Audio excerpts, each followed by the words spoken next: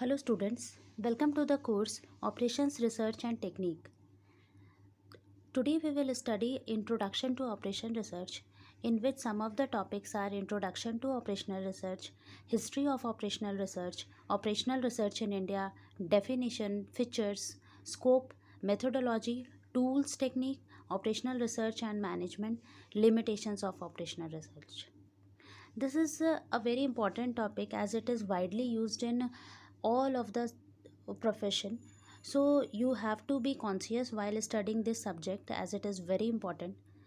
If we will talking about the definition of operational research, then operational research is a systematic and analytical tool or approach to decision making and problem solving. OR means this operational research also you can say, or you can say operations research. Operations research USA, Canada, Africa and Australia में कहा जाता है and operational research Europe में. Operational research या फिर operations research is an branch of applied mathematics that uses technique and statistic to arrive at optimal solution to solve complex problem. Complex problems को solve करने के लिए हम लोग operation research का यूज़ करते हैं. It is typically concerned with determining the maximum profit, sale, output, crop yield and efficiency and minimum losses, risk, cost and time. Means किसी भी प्रोफेशन में हमारा अल्टीमेट एम होता है मैक्सिमम प्रॉफिट गेन करना, या फिर मैक्सिमम सेल हो, मैक्सिमम आउटपुट मिले, मैक्सिमम क्रॉप से यील्ड हो. ये हमारा अल्टीमेट एम होता है. और हमारा जो मिनिमम हो वो क्या हो, लॉस मिनिमम हो, रिस्क मिनिमम हो, कॉस्ट मिनिमम हो लगे, टाइम मिनिमम लगे. तो इस ऑपरेशनल रिसर्च की मदद से हम लोग मैक्सिमम अपने प्रॉफिट को कैसे मैक्सिमाइज़ करना है और अपने लॉसेस रिस्क को कैसे मिनिमम करना है ये सीखेंगे. और ये जो हमारा ऑपरेशन रिसर्च है ये वाइडली यूज्ड होता है इंडस्ट्रियल इंजीनियरिंग में. ऑपरेशंस रिसर्च पढ़ने के लिए आपको कुछ प्राइमरी टूल्स की ज़रूरत होती है और वो है statistics, game theory and probability theory. History of operational research. There is no clear history that marks the birth of OR. It is generally accepted that the field originated in England during the world war 2. मतलब ऐसा कहा जाता है कि world war 2 के समय operational research का birth हुआ. Some say that Charles Babbage is the father of OR because his research into the cost of transportation and sorting of mail lead to England's University Penny Post in 1840. किसी किसी का कहना है कि Charles Babbage ने OR को generate किया.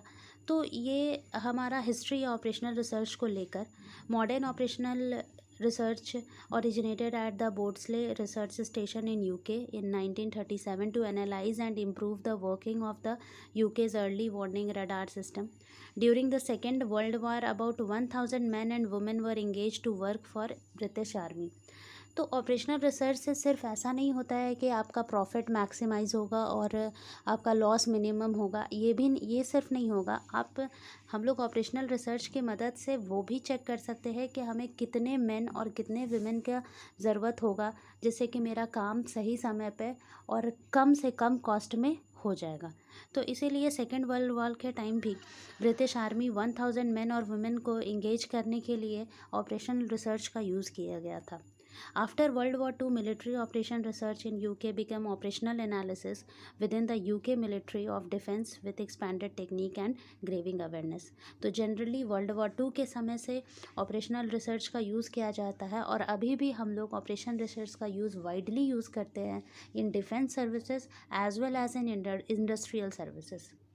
Operations research India में भी बहुत वाइडली यूज़ किया जाता है. The operational research society of India was founded in 1957 to provide a forum for the operational research scientist. और इसकी जो हेडक्वार्टर है वो कोलकाता में है. कोलकाता महानिवारण रोड कोलकाता में है. और इसका ऑब्जेक्टिव है of the society comprise advancement of conducting of research in study of promotion and propagation of knowledge in operational research.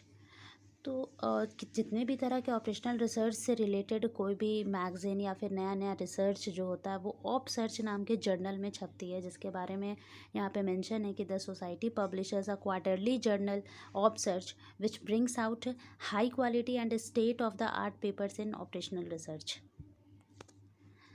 अगर हम बहुत सारे लोगों के अगर बहुत बड़े बड़े अगर इकोनॉमिस्ट हो गए या फिर बहुत बड़े बड़े मैथमेटिशियंस हो गए, उनके अगर हम डेफिनेशन लिया जाए कि उनके हिसाब से ऑपरेशन रिसर्च की प्रॉपर डेफिनेशन क्या है, तो आर्थर क्लार्क के हिसाब से it is an act of winning wars without actually fighting. H M. Wagner के हिसाब से it is an scientific approach to problem solving for executive management. And T L. Saaty के हिसाब से it is art of giving bad answers to problem which otherwise have worse answer. Features of operational research. Operational research widely use किया जाता है decision making में। Scientific approach, interdisciplinary team approach, systematic approach, use of computers, objectives, human factors. अब ये इसका meaning क्या होता है? Decision making, every industrial organisation faces multi faceted problem to identify best possible solutions to their problem. OR aims to help the executive to obtain optimal solution with the use of OR technique. It also helps the decision maker to improve his creative and judicious capabilities, analyze and understand the problem situation, leading to better control, better coordination, better systems, and finally better decision. तो decision making में कोई भी बड़ी बड़ी industrial organisation में decision making बहुत बड़ा factor होता है उस कंपनी के राइज होने में। तो OR डिसीज़न मेकिंग में मदद करता है। Second, scientific approach. OR applies scientific method, techniques and tools for the purpose of analysis and solution of the complex problem. In this approach there is no place for guesswork and the person bias of the decision maker. मतलब generally ऐसा देखा जाता है कि किसी industrial organisation में अगर आप गेस करके काम करोगे तो सक्सेस होने का रेट बहुत ही कम होता है। सक्सेस होंगे कि नहीं होंगे ऐसा कोई कंफर्म नहीं होता है। और कभी कभी पर्सन को भी बायसनेस का फील होता है कि है ना, ये पर्टिकुलर काम अपॉर्चुनिटी उन्हें ही दिया जा रहा है, मुझे नहीं दिया जा रहा है।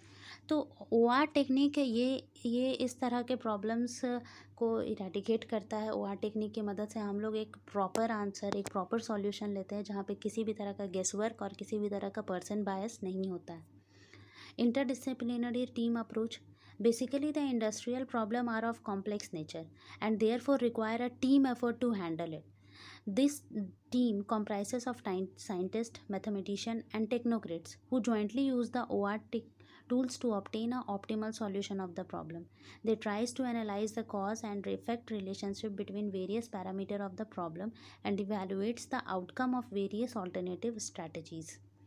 तो एक टीम होनी चाहिए जो OR को यूज़ करे। कोई भी पर्टिकुलर कंपनी में अगर कोई OR को यूज़ करता है तो उसके लिए एक टीम होनी चाहिए, जिस टीम में साइंटिस्ट, मैथमेटिशियंस एंड टेक्नोक्रेट्स होने चाहिए जो कि OR टूल को अच्छी तरह से यूज़ करके ऑप्टिमल सॉल्यूशंस उस प्रॉब्लम के लिए निकाल सकें।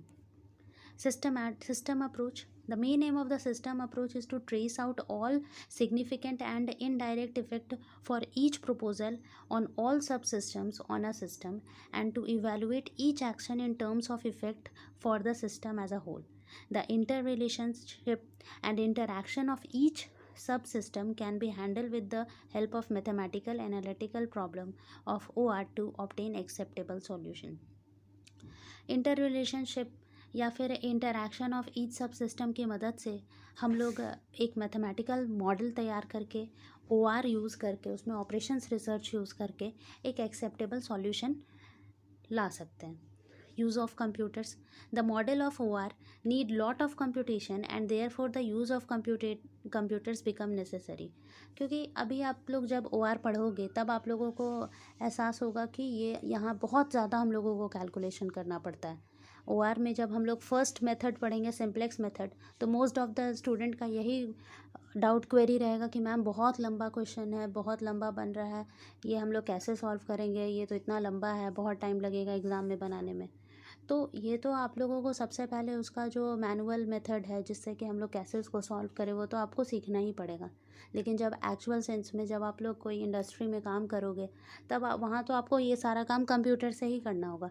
लेकिन जब आप सीखोगे, उसका मेथड सीखोगे, जैसे कि अभी बैंक्स में लोग addition, subtraction, simple interest, compound interest क्या कॉपी में निकालते हैं?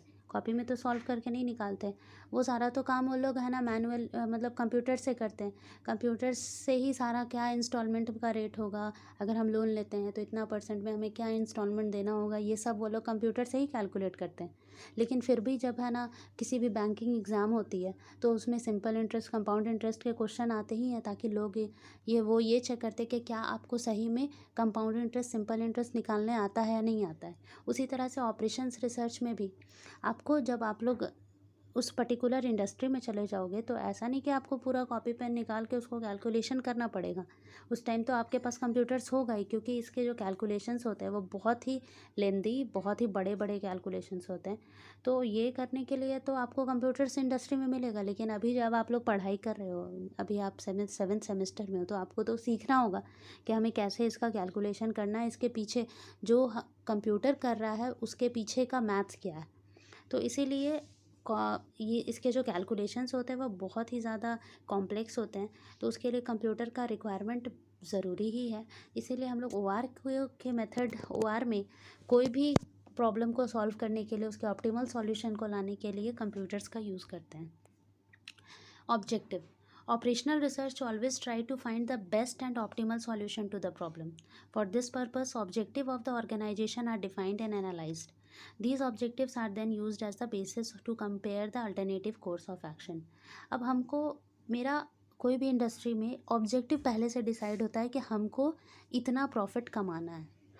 हम इतना उसमें अपना एफर्ट लगाएं, अपना अगर हम उतना पैसा लगाए हैं तो हमें इतना प्रॉफिट चाहिए। तो ये ऑब्जेक्टिव होता है, और उस ऑब्जेक्टिव को पहले हम लोग प्री डिफाइन करके काम करते हैं, उस पर OR टूल को यूज़ करते हैं और अपने ऑप्टिमल सॉल्यूशन तक पहुंचते हैं, जो भी हमारा ऑप्टिमल सॉल्यूशन होगा उस प्रॉब्लम का, उस तक पहुंचते हैं। तो ऑब्जेक्टिव पूरी तरह से डिफाइंड होना चाहिए, क्लियर होना चाहिए, एनालाइज्ड होना चाहिए कि उतना आ भी पाएगा कि नहीं। Human factor: in deriving of quantitative solution, we do not consider human factor, which doubtlessly play a great role in the problem. So study of OR is incomplete without the study of human factor. Human factor भी required है study of OR के लिए, क्योंकि बिना human factor को हम लोग include किए OR के results तक नहीं पहुंच सकते।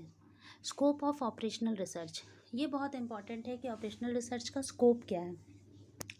So the scope of OR is not only confined to any specific agency like defense services, but today it is widely used in all industrial organization.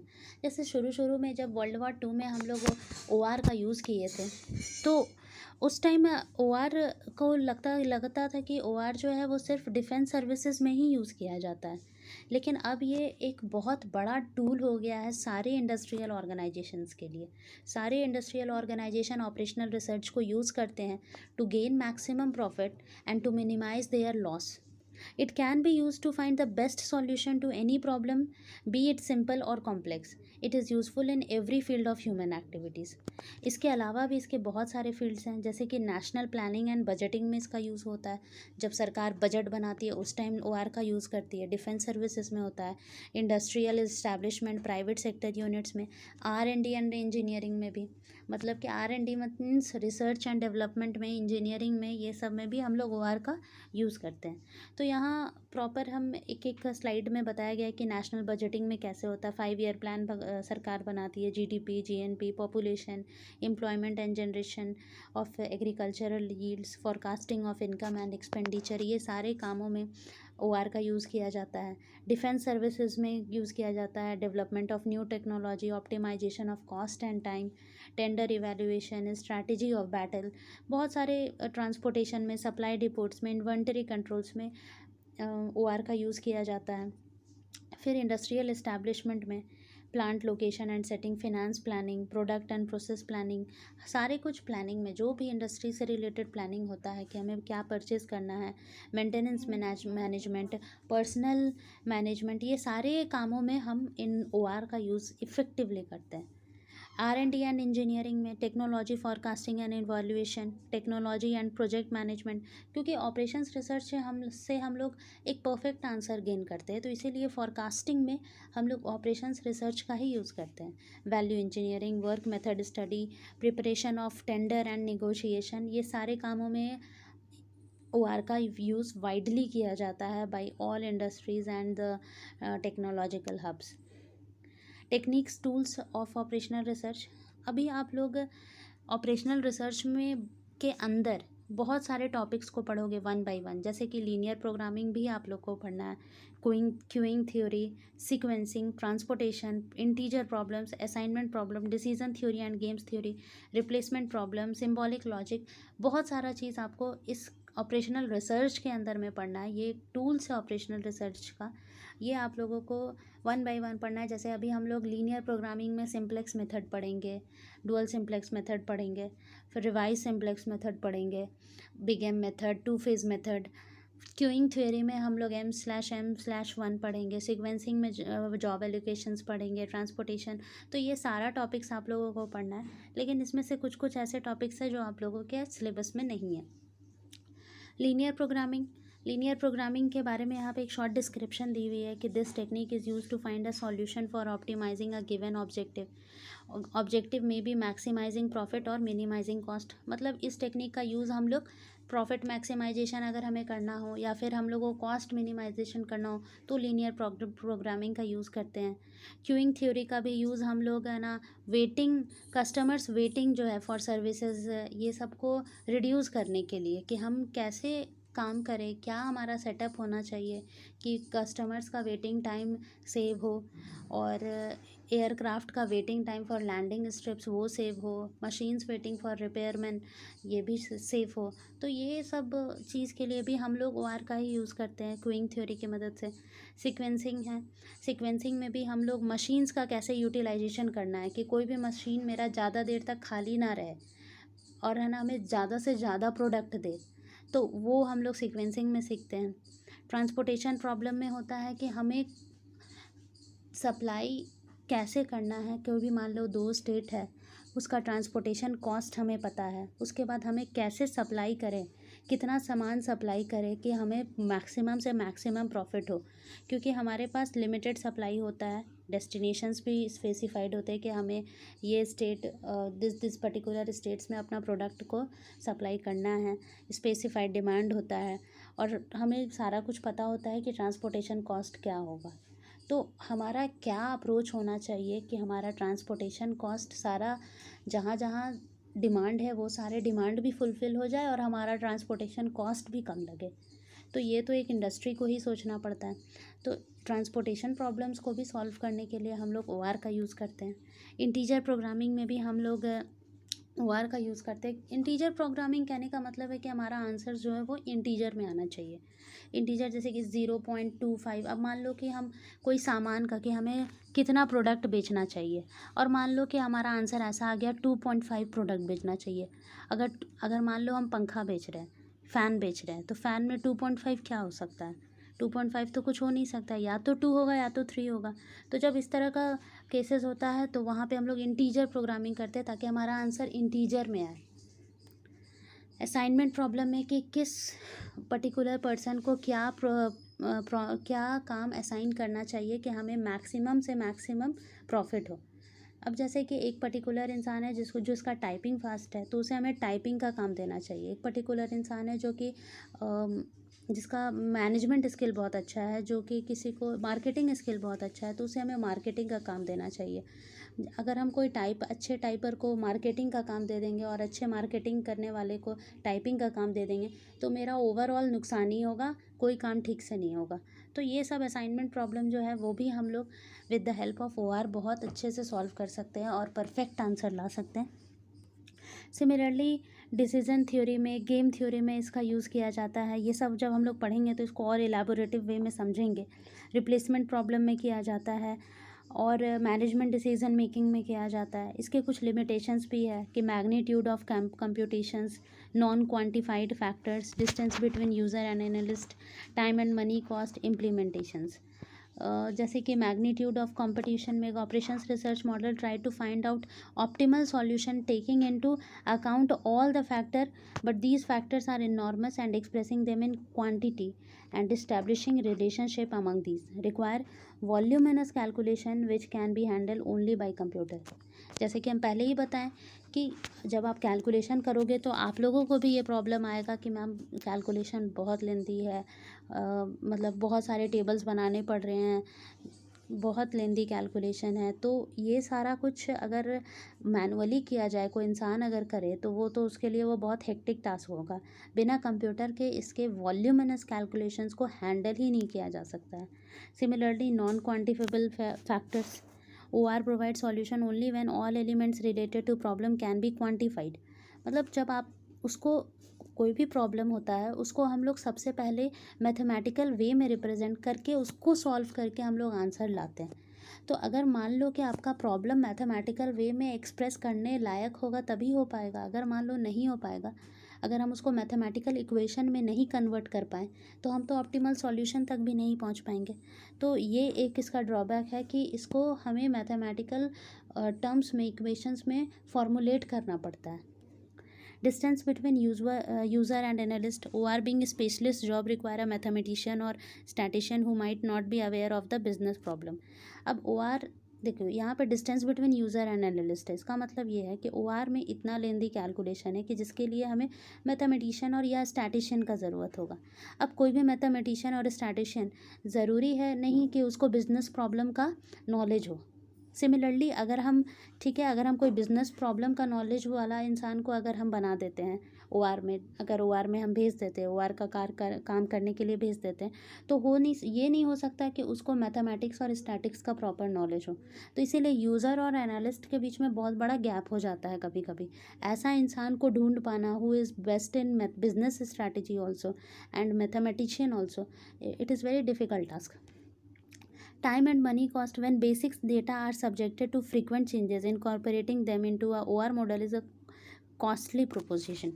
मतलब जब जहाँ पे डेटा में फ्रिक्वेंटली चेंज हो रहा है, तुरंत तुरंत डेटा हमारा चेंज हो रहा है, अब वहाँ पे हम इतना लेंदी कैलकुलेशंस को फ्रिक्वेंटली कर पाना ये बड़ा मुश्किल काम होता है। तो इसीलिए वैसे केस में टाइम और मनी दोनों का यहाँ पे नुकसान हो जाता है, क्योंकि फिर से कैलकुलेशन करना, फिर से सारा कुछ सेटअप करना और उसका आंसर लाना, तो वहाँ पे टाइम की बर्बादी। और जो पर्टिकुलर रिसोर्स हम लगा रहे हैं, जो ह्यूमन रिसोर्स इस काम को कर रहा है, तो वो भी दोबारा इस काम को कर रहा है, तो एक तरह से मनी कॉस्ट भी, उसको भी तो सैलरी देना होता है और भी बाकी कुछ। Implementation of any decision is a delicate task. It must take into account the complexities of human relations and behavior. Sometimes resistance is offered due to psychological factor we may not have any bearing on the problem as well as the solution. Implementation में भी कभी कभी problem हो जाता है, कभी कभी psychological barriers आते हैं, फैक्टर्स आते हैं जो कि जिसको हम लोग OR मॉडल या फिर मैथमेटिकल मॉडल में कन्वर्ट नहीं किया जा सकता है, जो कि साइकोलॉजिकल फैक्टर्स होते हैं। तो ये सब कुछ लिमिटेशंस हैं OR के, लेकिन लिमिटेशन से ज़्यादा इसका यूज़ है।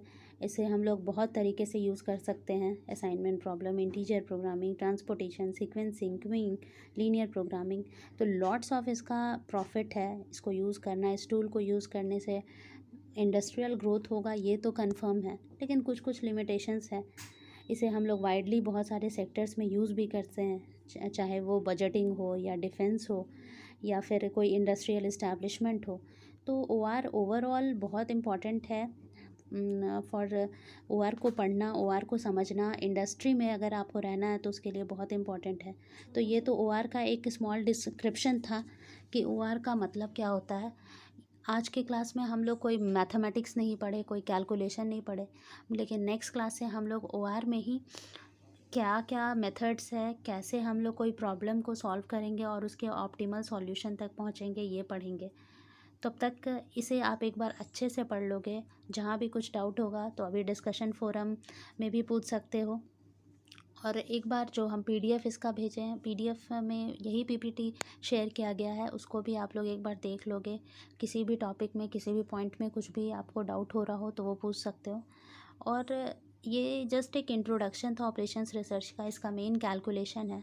और हम लोग नेक्स्ट क्लास से सिंप्लेक्स मेथड पढ़ेंगे, जिससे कि हम लोग मैक्सिमाइजेशन को कैसे, प्रॉफिट को कैसे मैक्सिमाइज़ करें और लॉस को कैसे मिनिमाइज़ करें, ये सीखेंगे। तो उससे पहले आप लोग एक बार इस PPT से अच्छे से गो थ्रू हो जाओ। कुछ भी डाउट है डिस्कशन फोरम में पूछ सकते हो। Thank you.